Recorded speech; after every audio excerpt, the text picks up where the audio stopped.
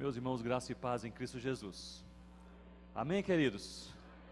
Bom estarmos na presença do Senhor em mais esta manhã, podermos celebrar a sua bondade, podermos orar com confiança, podermos acalmar a nossa alma e buscar a direção clara do Senhor para as nossas vidas.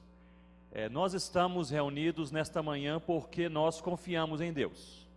É por isso que nós estamos aqui, não é pela nossa esperança em homens, na igreja, em uma metodologia eclesiástica. Nós estamos aqui nesta manhã e nem em um outro lugar, porque nós confiamos e nós sabemos que nós precisamos de Deus. E durante o louvor eu estava pensando, talvez esta seja a maior convicção dos nossos corações, a nossa profunda dependência de Deus para todas as coisas. Nós dependemos de Deus para crer, nós dependemos de Deus para louvar, nós dependemos de Deus para orar, nós dependemos de Deus para servir, nós dependemos de Deus para a caminhada cristã. Sem Deus, nós não teríamos fé, não teríamos amor e jamais teríamos esperança. E é por isso que o nosso coração é a cada dia atraído para perto do coração de Deus. Nesta manhã eu estava orando e pensando a respeito da palavra nessa oportunidade e veio o desejo em meu coração de falar sobre um assunto que tem me edificado nos últimos anos, que é o fortalecimento em Deus. Mas antes de nós abrirmos e lermos a palavra do Senhor, eu gostaria, se você tiver um papel, uma caneta, ou os mais jovens aí um tablet ou então um celular, você anote alguma coisa. Você vai anotar alguns pedidos de oração. Eu creio que já mencionei aqui na igreja há cerca de 2 anos atrás, mas vou repetir sobre os segmentos menos evangelizados em nosso país. Nós oramos e cantamos nesta manhã a respeito da nossa nação, não é isso, irmãos? Para que Deus possa curar, sarar, salvar a nossa nação. Nós ouvimos ao longo destes dias que há mais de 2.000 povos sem o Evangelho de Jesus e há 1.860 línguas sem um versículo da palavra de Deus em seus idiomas. Mas nesta manhã eu gostaria que você pudesse anotar, não apenas anotar, mas levar para a sua casa, para a sua igreja, para seu grupo de oração, estes segmentos que são segmentos menos evangelizados em nosso país. São eles: o primeiro, segmento indígena. Há cerca de 238 etnias indígenas no Brasil. Pensando em grupos e subgrupos, são 341 grupos e subgrupos indígenas. E destes, 106 permanecem sem nenhuma presença missionária e sem nenhum conhecimento do Evangelho do Senhor Jesus. 106 etnias indígenas que nada sabem da palavra de Deus em nosso país. O segundo segmento menos evangelizado, o primeiro é indígena. Qual é o primeiro, irmãos? Indígena. Vamos sair daqui com isso bem memorizado. O segundo é o segmento ribeirinho. Há cerca de 35.000 comunidades ribeirinhas no norte do país, e dessas 35.000, cerca de 10.000 não possuem nenhuma igreja evangélica entre eles. Nós não sabemos se há algum crente aqui ou ali, mas nós sabemos que não há igreja evangélica entre eles ou no seu entorno. 10.000 comunidades ribeirinhas. Primeiro segmento, indígena. Segundo segmento, ribeirinho. Terceiro segmento, os quilombolas. O segmento quilombola, há entre 5 a 7.000 comunidades quilombolas em nosso país e não há registro de igreja evangélica em 2.000 destas comunidades. São comunidades de afrodescendentes que vivem de maneira mais particularizada, ainda mantêm traços culturais, espalhados em diversos lugares do Brasil, como na Bahia, em Pernambuco, no Maranhão, no Pará. Recentemente soubemos sobre quase 100 comunidades quilombolas no interior do Amazonas, ali na floresta amazônica. Algo impressionante. Cerca de 2.000 comunidades quilombolas sem uma igreja evangélica. Então, o primeiro segmento menos evangelizado, indígena. Todos juntos? Indígena. Segundo, ribeirinho. Terceiro, quilombola. O quarto é o segmento cigano. O IBGE fala sobre 1.200.000 ciganos da etnia Calon, que falam Calon, ou de maneira mais popular o Xibe. E destes 1.200.000 ciganos no Brasil, cerca de 700.000 ainda não foram apresentados pessoalmente ao Evangelho do Senhor Jesus em sua própria língua e em sua própria cultura. Indígenas, ribeirinhos, quilombolas, ciganos e os sertanejos. Graças a Deus, a igreja certamente está a par. Deus tem feito grandes coisas no sertão. Centenas, se não até mesmo milhares de igrejas foram plantadas no Nordeste, no sertão, nas últimas décadas. Mas a Juvep, uma das principais missões que trabalham no sertão brasileiro, afirma que há ainda 6.000 assentamentos sertanejos onde não há nas proximidades uma igreja evangélica.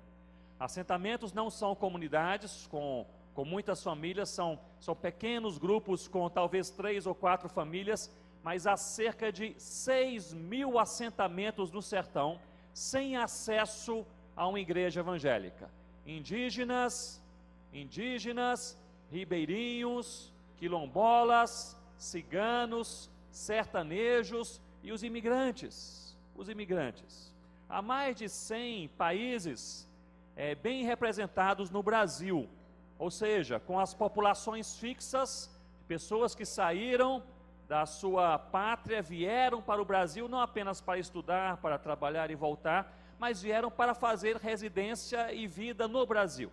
São chamadas as populações fixas de imigrantes em solo brasileiro. Há mais de 100 países com boa representatividade em nosso país. E destes 100 países aqui representados, 27 são países com alguma resistência para a evangelização. E destes 27, 15 são os países totalmente fechados para a evangelização. Ou seja, esta igreja, ou qualquer igreja, teria incrível dificuldade de enviar um missionário para um destes países. Ele não poderia entrar, ele não conseguiria visto, ele não conseguiria abertamente pregar o evangelho. Mas a população, ou parte da população destes países, parte está aqui entre nós, especialmente em 4 cidades: São Paulo, Rio de Janeiro, Foz do Iguaçu e Brasília. São as 4 cidades com maior presença de imigrantes que representam países pouco ou não evangelizados em nossos dias. Primeiro segmento: indígenas, ribeirinhos, quilombolas e os imigrantes. Nós temos também os surdos. Eu mencionei rapidamente ontem, eu fiquei impressionado com a população identificada pelo IBGE de 2012, de 9 milhões de surdos no Brasil. E eu fiquei ainda mais impressionado que em alguns estados, apenas 0,1% destes surdos, eles se identificam como evangélicos, crentes do Senhor Jesus. Agora pensem comigo, 0,1% é menos do que qualquer nação não evangelizada no mundo hoje. E eles estão aqui entre nós, os indígenas, os ribeirinhos, os quilombolas, os ciganos, os sertanejos, os imigrantes, os surdos. E nas cidades, o grande desafio, ele se aloja nos 2 extremos, não socioculturais, como estes que eu citei, mas 2 extremos socioeconômicos. São os mais ricos dos ricos e os mais pobres dos pobres. A estatística do IBGE de 2012 deixa bem claro que nesses 2 extremos socioeconômicos há 3 vezes menos evangélicos do que no meio. Parece que a igreja, ela vai muito bem, espalha muito bem, prega o evangelho muito bem no meio, mas nos extremos ela não tem conseguido entrar, evangelizar, plantar igrejas e discipular. E esses extremos são estes: os mais ricos dos ricos, Eu não estou falando sobre as mansões, estou falando sobre aquelas grandes mansões, naqueles condomínios fechados, que ninguém consegue entrar. E os mais pobres dos pobres, não estou falando sobre comunidades pobres, mas aqueles que estão embaixo dos viadutos, ao longo dos caminhos, que nada têm. Esses dois extremos socioeconômicos nas cidades brasileiras são os menos evangelizados. Vamos ficar de pé e vamos orar ao Senhor, para que Deus possa de fato alcançar a nossa pátria. E talvez você queira orar especificamente sobre um destes grupos. Talvez Deus colocou em seu coração um amor, um desejo, uma atração por um destes grupos. Talvez você queira voltar para a sua casa e quem sabe fazer um compromisso de oração para com Deus e orar por um destes grupos até o final deste ano, para que Deus possa levar o Evangelho, salvar vidas e fazer igrejas nascerem entre estes que pouco ou nada ouviram do Evangelho do Senhor Jesus. Vamos orar? Deus, nós louvamos o Senhor nesta manhã, porque o Senhor é verdadeiramente Deus, e o Senhor é o nosso Deus. Ó Pai, nós queremos orar como igreja aqui reunida nesta conferência missionária, por aqueles que pouco ou nada ouviram do Senhor Jesus, também em nossa própria pátria. Ó Deus, nós oramos pelos indígenas, pelas mais de 100 etnias, sem nenhum acesso à palavra do Senhor. Nós oramos, ó Deus, por aquelas 10.000 comunidades ribeirinhas sem uma igreja por perto. Nós oramos, ó Deus, por aquelas 2.000 comunidades quilombolas sem uma igreja por perto. Aqueles 6.000 assentamentos sertanejos sem acesso a uma igreja, à palavra do Senhor. Nós oramos, ó Deus, pelos imigrantes que não estão tão distantes de nós. Ó Deus, que aqui podem ser alcançados. Quem sabe o Senhor pode salvar alguns aqui no Brasil e levá-los de volta para os seus países, e ali a palavra do Senhor ser espalhada. Nós oramos, ó Deus, também pelos surdos, para que o Senhor possa inundar seus corações com a paixão, com amor pelo Senhor Jesus, com a palavra do Senhor, e o Senhor pode levantar missionários entre eles. Ó Deus, nós oramos por aqueles que pouco ou nada ouviram também nas cidades, os mais ricos dos ricos, em suas casas impenetráveis, os mais pobres dos pobres, jogados ao longo do caminho. O Senhor pode despertar intercessores por estes aqui nesta manhã, se o Senhor quiser. O Senhor pode fazer mais, o Senhor pode levantar missionários aqui nesta manhã. O Senhor pode fazer mais, o Senhor pode levantar igrejas comprometidas a de fato saírem das 4 paredes, atravessarem a rua, atravessarem o estado, atravessarem o país, se necessário for, para fazer Jesus mais conhecido, mais amado e mais seguido. É a nossa oração em nome do Senhor Jesus. Amém, ó Deus. Ainda de pé, irmãos. Abra rapidamente a sua Bíblia comigo em Efésios. Efésios capítulo 6. Efésios capítulo 6. Nós leremos a partir do versículo 10. Efésios capítulo 6. A partir do versículo 10. Diz assim a palavra do Senhor. Efésios 6, versículo 10. Quanto ao mais, sede fortalecidos no Senhor e na força do seu poder. Podemos ler todos juntos? Quanto ao mais, sede fortalecidos no Senhor e na força do seu poder. Revesti-vos de toda a armadura de Deus para poderdes ficar firmes contra as ciladas do diabo. Porque a nossa luta não é contra o sangue e a carne, e sim contra os principados, potestades, dominadores deste mundo tenebroso, forças espirituais do mal nas regiões celestes. Portanto, tomai toda a armadura de Deus, para que possais resistir no dia mau, e depois de terdes vencido tudo, ainda permanecer inabaláveis. Estai, pois, firmes, cingindo-vos com a verdade, vestindo-vos da couraça da justiça. Calçai os pés com a preparação do evangelho da paz, embraçando sempre o escudo da fé, com o qual podereis apagar todos os dardos inflamados do maligno. tomai também o capacete da salvação e a espada do Espírito, que é a palavra de Deus, com toda oração e súplica, orando em todo tempo no Espírito, e para isto vigiando com toda perseverança e súplica por todos os santos, e também por mim, para que me seja dada no abrir da minha boca a palavra para com, o que, irmãos? Intrepidez, fazer conhecido o mistério do Evangelho, pelo qual sou embaixador em cadeias, para que em Cristo eu seja ousado para falar, como me cumpre fazê-lo. E também por mim, para que me seja dada no abrir da minha boca a palavra, para com intrepidez fazer conhecido o mistério do Evangelho. Você pode se assentar, mantenha sua Bíblia aberta comigo neste texto. George Foster, em seu livro Dinheiro, Sexo e Poder, ele fala que uma das certezas mais claras sobre a humanidade é a sua fraqueza. Ele traça essas 3 linhas de fraqueza: o dinheiro, o sexo e o poder, dizendo que o pecado não se encontra nestes elementos, mas no seu excesso. Ou seja, o problema do dinheiro não é o dinheiro, mas é o seu excesso, a luxúria. O problema do poder não é o poder, mas é o seu excesso, a manipulação. O problema do sexo não é o sexo, mas é o seu excesso, a sensualidade.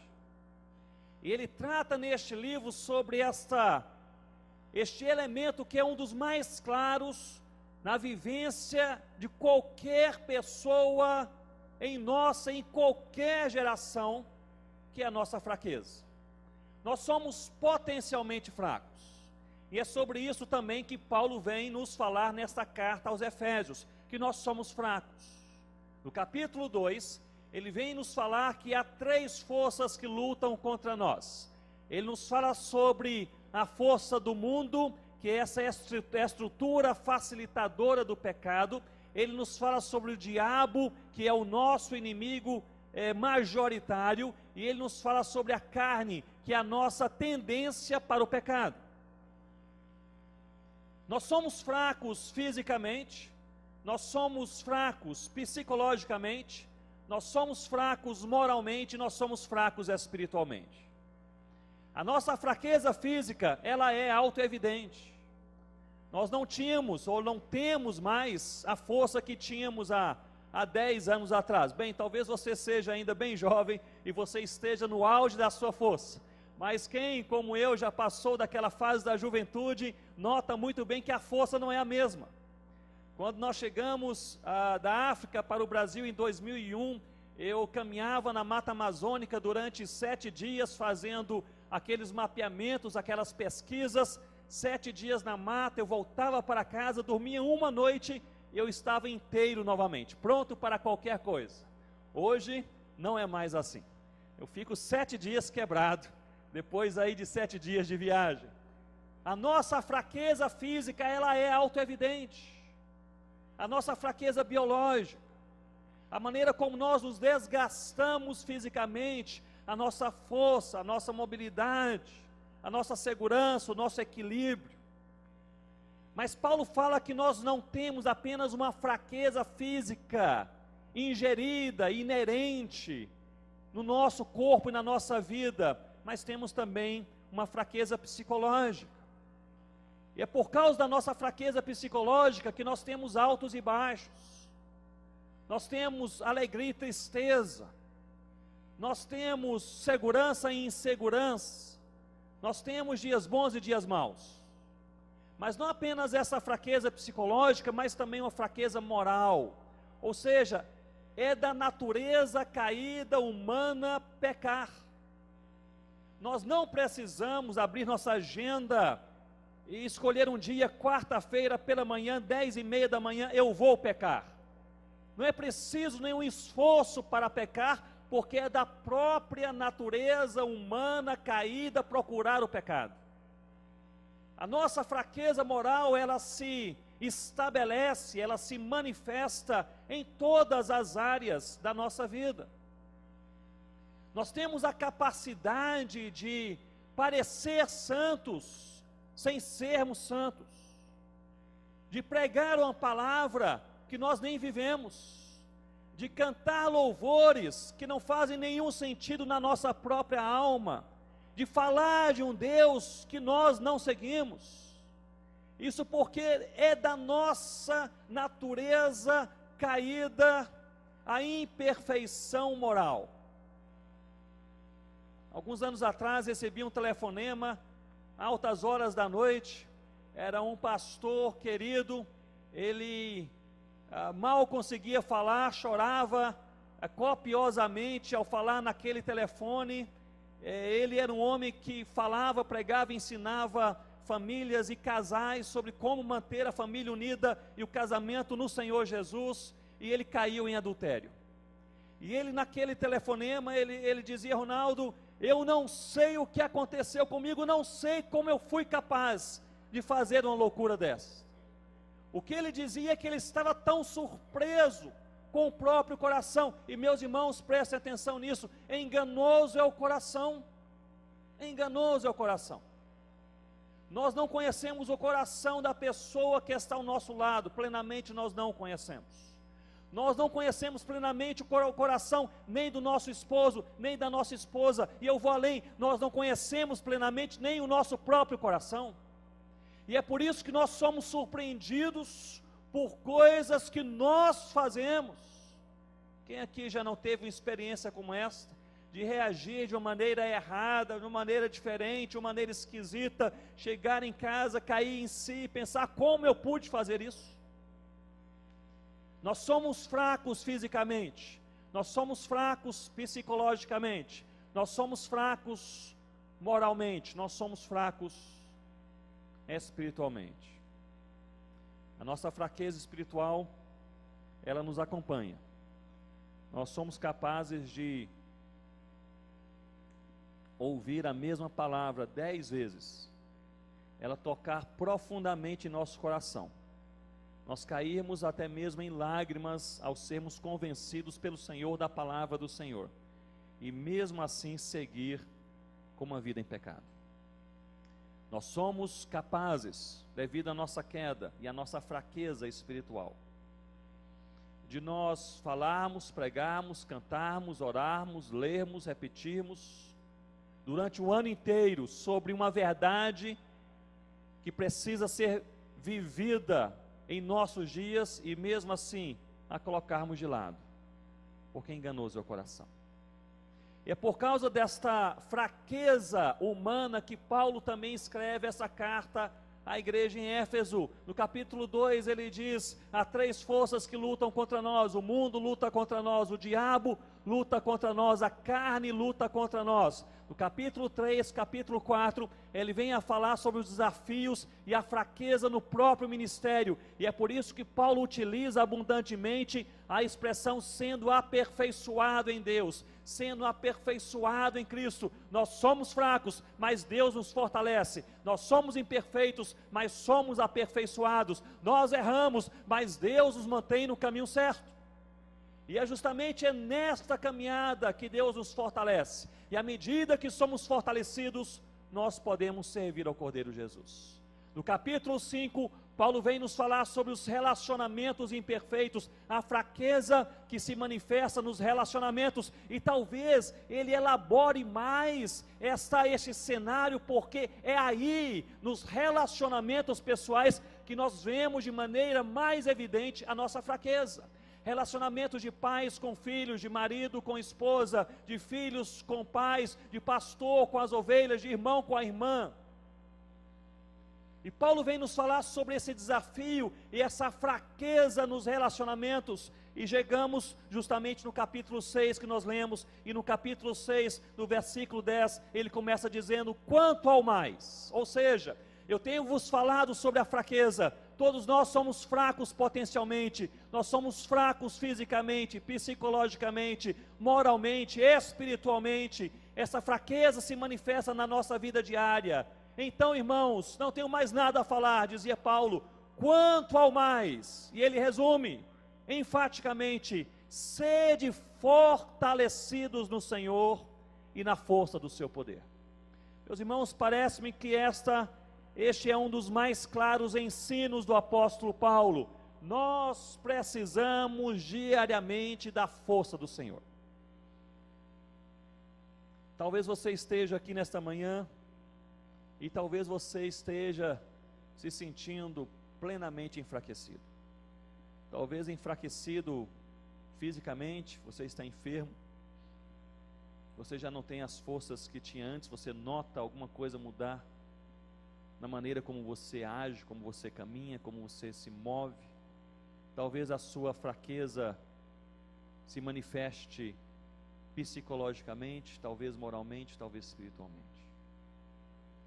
E se é este o seu caso, eu gostaria de trazer para a sua vida esta ênfase do apóstolo Paulo. Nós precisamos diariamente sermos fortalecidos em Deus.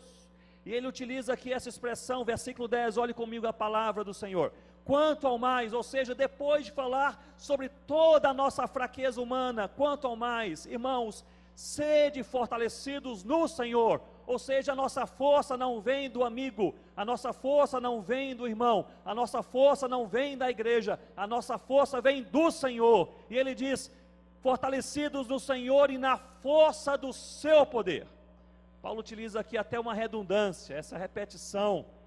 Nós precisamos ser, e numa tradução mais literal, seria, nós precisamos ser diariamente, de maneira continuada, a cada manhã, sermos fortalecidos no Senhor e na força do seu poder.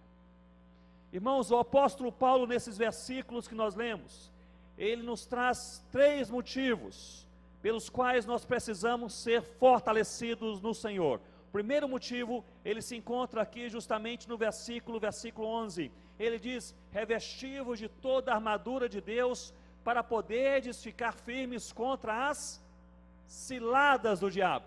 Ou seja, nós precisamos ser fortalecidos no Senhor, para não cairmos nas ciladas do diabo. Numa tradução mais literal, aqui ciladas ou armadilhas, seria para nós não cairmos nas abundantes armadilhas do diabo. Ou seja, nós estamos caminhando, nós estamos crendo, nós servimos ao Senhor, porém o diabo, ele prepara na vida de todo crente armadilhas para que ele caia. Agora olhe bem para mim nesse momento e pense comigo, raramente eu vejo um crente cair numa área em que ele é forte.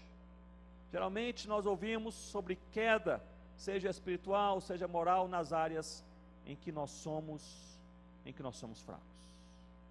E é justamente por isso que Paulo diz, sede fortalecidos.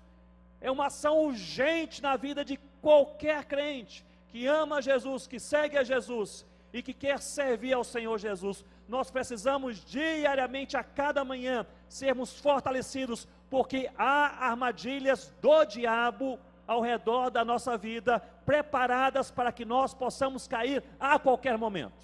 Essa palavra, meus irmãos, é uma palavra de um alerta máximo. Essa palavra é uma palavra que deve calar em nossos corações, nos fazer refletir e olhar ao redor. Nós caímos nas áreas em que somos fracos. E nas áreas em que somos fracos, precisamos ser fortalecidos no Senhor e na força do seu poder. Há alguns anos atrás eu estava assistindo um programa no canal, no Discovery Channel, que falava a respeito de um grupo de cientistas na África do Sul que quis pesquisar o comportamento dos leões ao atacarem uma manada de búfalos. Cientistas, eles querem pesquisar coisas específicas, escolheram lá esses leões na África do Sul, porque eles haviam notado que os leões, pela manhã, antes de atacarem aquela manada de búfalos, eles gastavam talvez 15 minutos, meia hora, às vezes 3 horas, ali agachados, apenas observando, e quando os leões partiam para atacar aquela manada de búfalos, eles partiam e atacavam os mesmos búfalos. Isso levantou essa pergunta científica: qual é o critério que os leões utilizam para atacar os búfalos? E eles observaram esses leões e filmaram os leões, analisaram os leões durante mais de 3 meses e não conseguiram nenhuma evidência. Eles mudaram depois a metodologia. Eles passaram agora a analisar a carcaça dos búfalos mortos. Eles chamaram então biólogos e outros cientistas e começaram a analisar a carcaça de dezenas de búfalos que ao longo dos meses foram atacados pelos leões. E eles chegaram a uma conclusão incrível. Todos os búfalos atacados e mortos pelos leões, eles tinham uma coisa em comum: eles estavam enfraquecidos. Ou eles estavam doentes demais, ou eles eram novos demais, ou eles eram velhos demais e não conseguiam correr como os demais.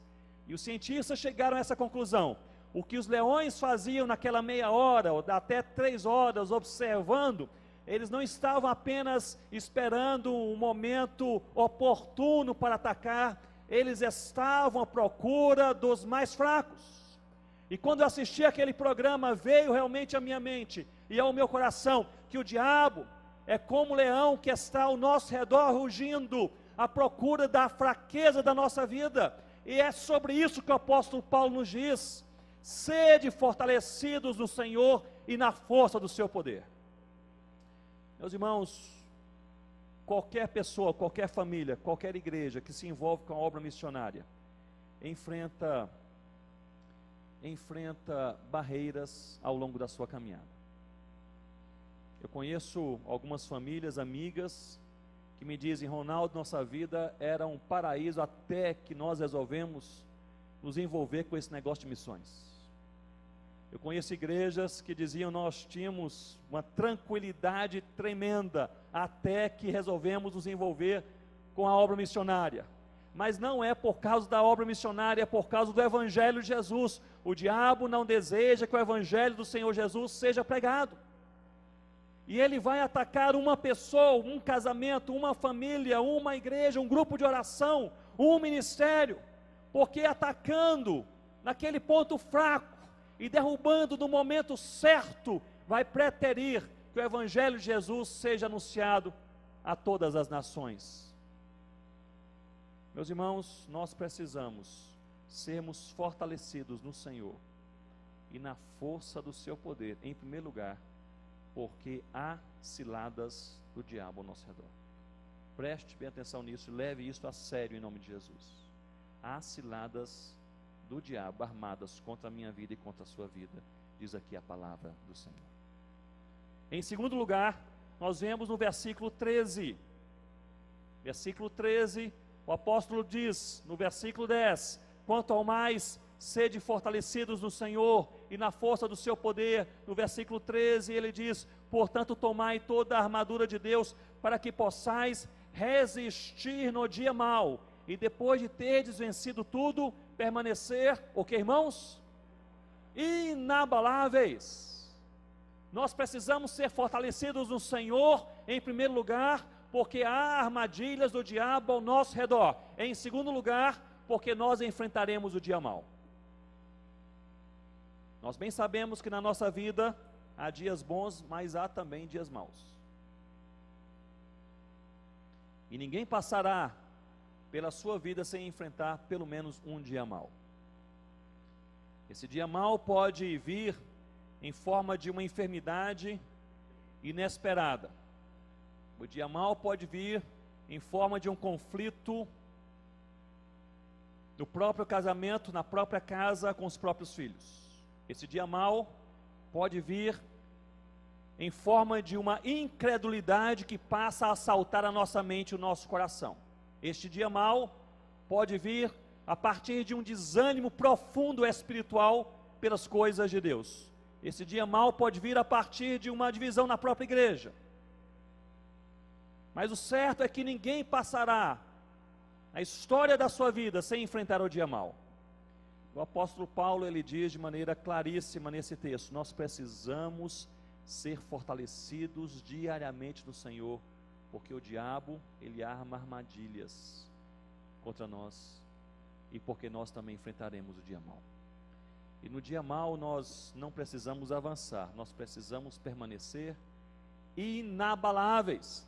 A expressão aqui inabalável é uma expressão usada no grego antigo para estacas que eram colocadas ao longo dos rios, e para que aquelas plantas pudessem nascer e se enraizar e crescer naquelas estacas. Mas vinha aquela grande enchente naquele rio, e essa grande enchente levava todas as estacas embora, e o trabalho estava perdido. Mas ficavam algumas poucas estacas, porque elas estavam bem fincadas, bem alicerçadas, bem enraizadas, e essas eram as estacas inabaláveis. E essa é a ideia da palavra de Deus. Ser inabalável é você permanecer firme no Senhor Jesus, durante a tempestade, durante o dia mau, durante o vendaval, e depois que tudo passar, você fala: louvado seja o nome do Senhor Jesus, porque eu não perdi a minha fé, eu continuei no caminho, e eu amo o meu Cristo.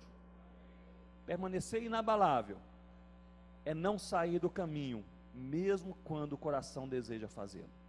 Permanecer inabalável é não sair do caminho, mesmo quando as forças te jogam em outros lugares. Precisamos da força do Senhor. Vocês estão me acompanhando? O apóstolo Paulo está dizendo, meus irmãos, que porque nós somos potencialmente fracos, sem a força do Senhor nós vamos cair. Sem a força do Senhor nós seremos infrutíferos. Sem a força do Senhor nós não resistiremos quando a tempestade chegar.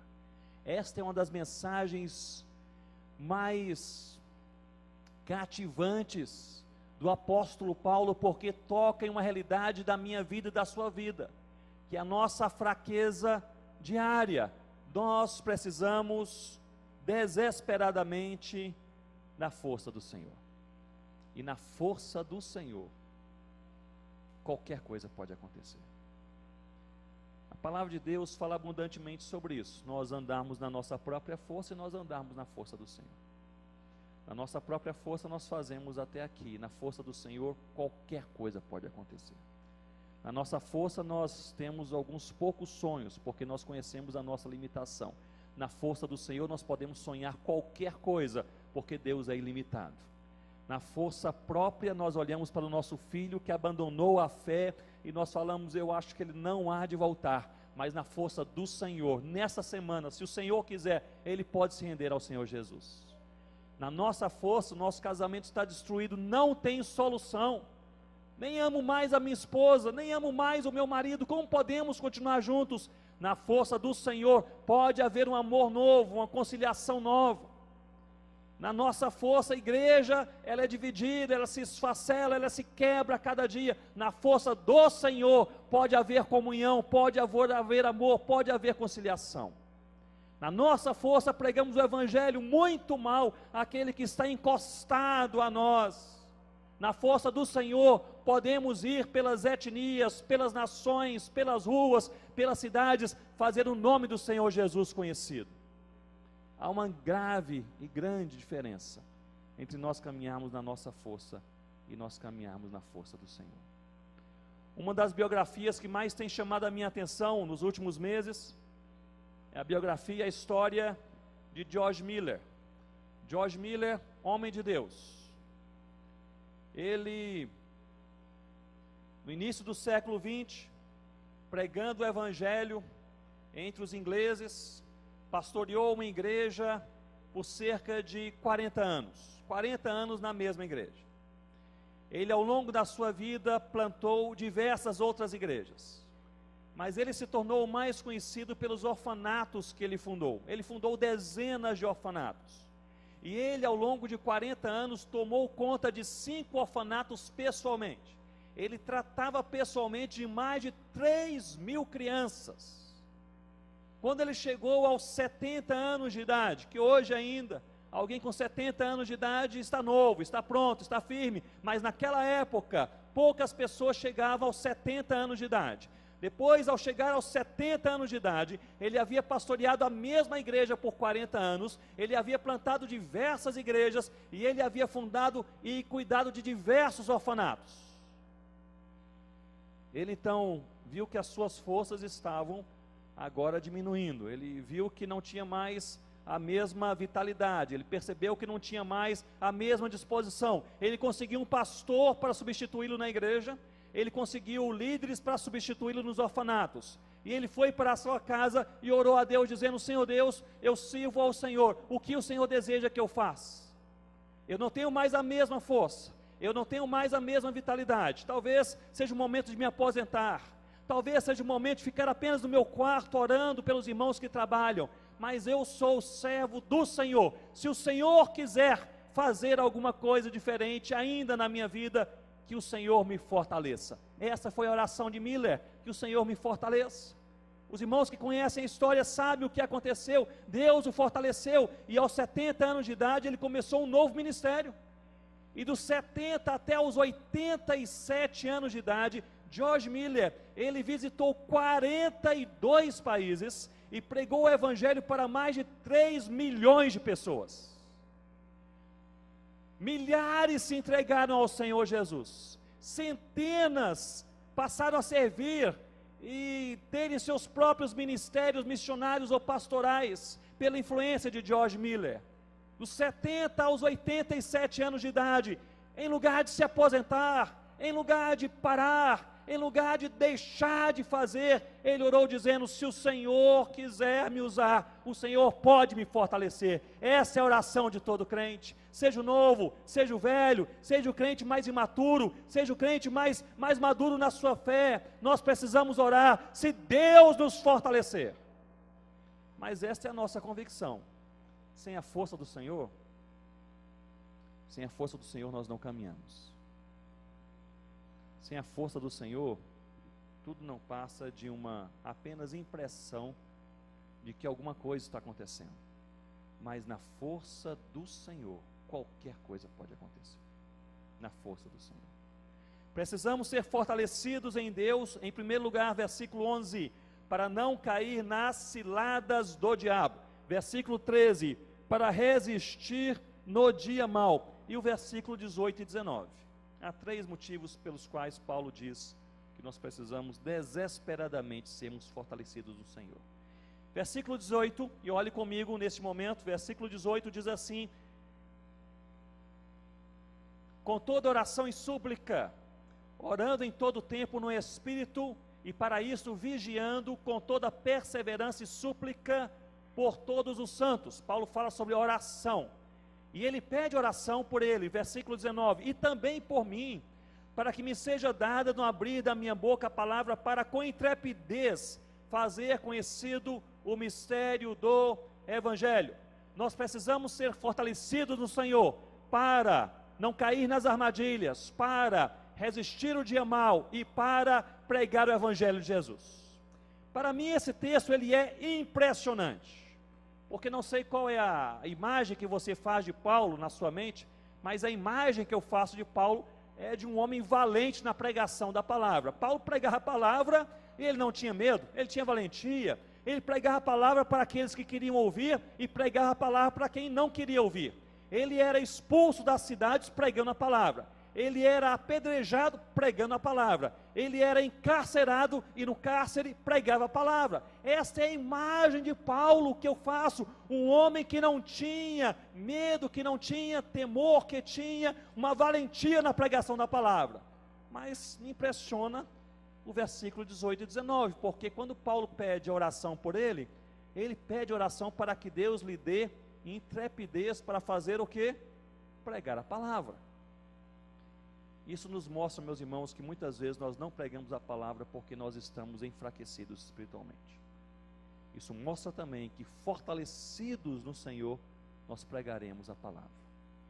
Muitas vezes nós não pregamos a palavra, não é por falta de oportunidade, é por falta de fé. Muitas vezes nós não pregamos a palavra, não é porque nós não achamos as palavras certas, o momento certo, é porque nós precisamos ser mais fortalecidos no Senhor e na força do seu poder. Parece-me que Paulo faz, isto é seríssimo para a obra missionária e para qualquer igreja e qualquer crente.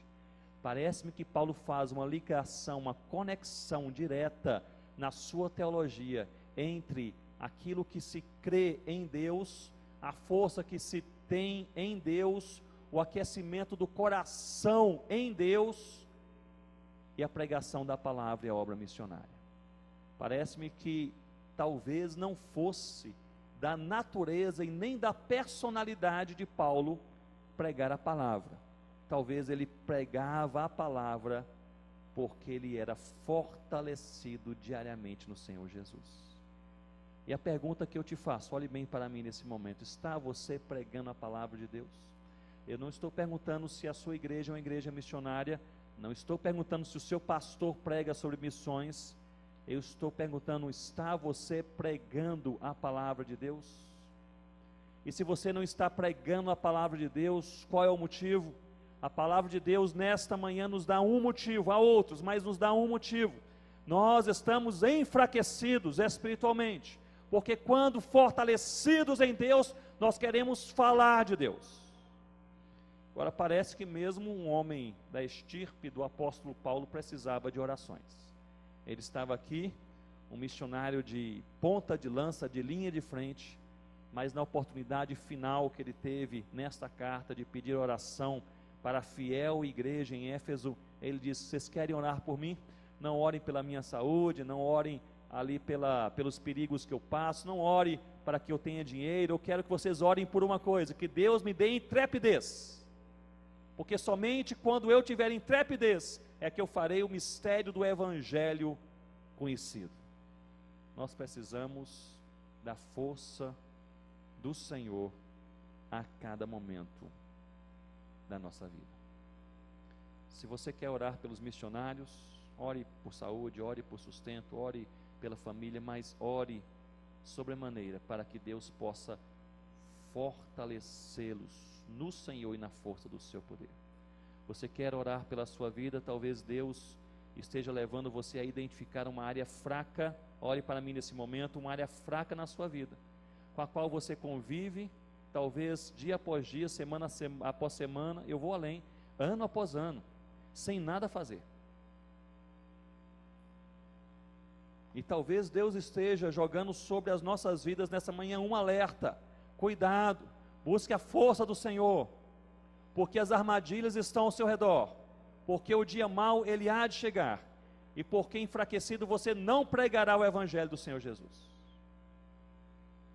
Precisamos ser fortalecidos no Senhor e na força do seu poder. É incrível quando fortalecidos, como Deus pode usar um homem, uma mulher, mesmo mais novo, mais velho, mesmo menos preparado. No dia 13 de agosto de 1727, no meio de um avivamento entre um grupo que ficou conhecido como a Igreja Morávia, ou os moravianos, a partir de um culto em que eles entregaram, nesse dia, 13 de agosto de 1727, entregaram suas vidas ao Senhor Jesus para serem usados na obra missionária. Deus aqueceu o coração daquele povo, que morava em uma aldeia, em um vilarejo chamado Herrnhut. E ali Deus falou de maneira profunda em seus corações, e a igreja moraviana se transformou na maior igreja missionária dos nossos tempos, dos últimos séculos. Essa igreja chegou a mandar milhares de missionários por todo o mundo. Até hoje são encontradas etnias que pensam estar ainda não alcançadas, mas se percebe que foram alcançadas talvez há séculos atrás por missionários moravianos. Deus falou ao coração daquele povo e Deus levantou um líder, o conde Nicholas von Zinzendorf. E aquele líder, ele levou essa igreja a enviar missionários. Missionários foram enviados, pregaram o evangelho, nações foram evangelizadas, igrejas foram plantadas. Zinzendorf, ele fazia viagens missionárias, ele queria saber como Deus estava usando os missionários moravianos, e de navio, muitas vezes a cavalo, a pé, ele viajava o mundo. Em uma dessas viagens, depois daquele clímax do envio de milhares de jovens missionários, Zinzendorf ele se encontra com 3 esquimós da etnia Inuit, do norte do Alasca. E Zinzendorf se encontra com aqueles esquimós, e esses esquimós lhe fazem um desafio: nós também queremos ouvir de Jesus. O Zinzendorf ele volta para a sua terra, para o vilarejo de Reanyut.